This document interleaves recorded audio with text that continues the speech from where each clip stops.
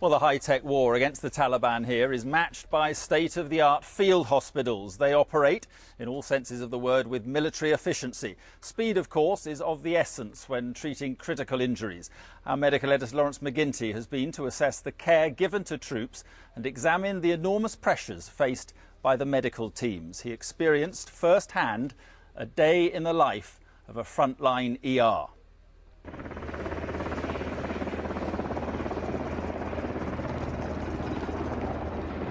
9:03 and an injured British soldier arrives at Bastion Hospital.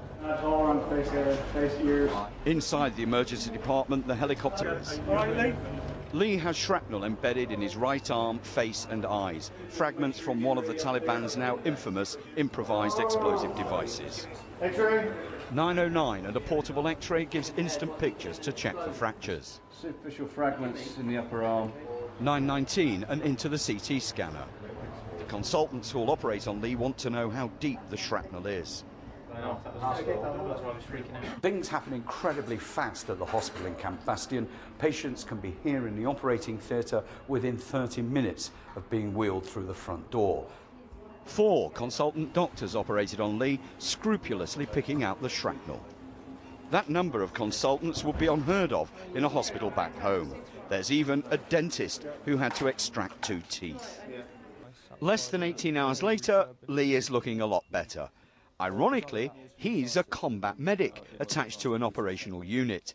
He was checking the ground when the IED went off. I was knocked off my feet, couldn't really hear much, was covered in blood, and then basically managed to get up and get myself to my colleagues who were pretty good getting first aid. I mean, you could say I'm unlucky because of being here, but I think I'm quite lucky. So I'm just happy to be in one piece. The hospital that treated Lee has about 200 staff, a mixture of regulars and British reservists. Alongside 48 Americans, they're coping with a flood of casualties.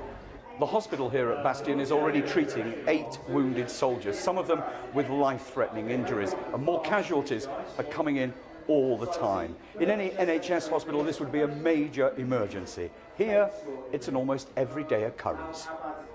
They've more than doubled the number of beds in intensive care as the number of troops in Helmand rises.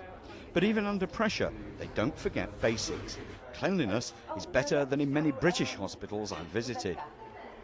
This is what Bastion Hospital does every day, put together bodies ripped apart by war. And it does it very, very well. Lawrence McGuinty, News at 10,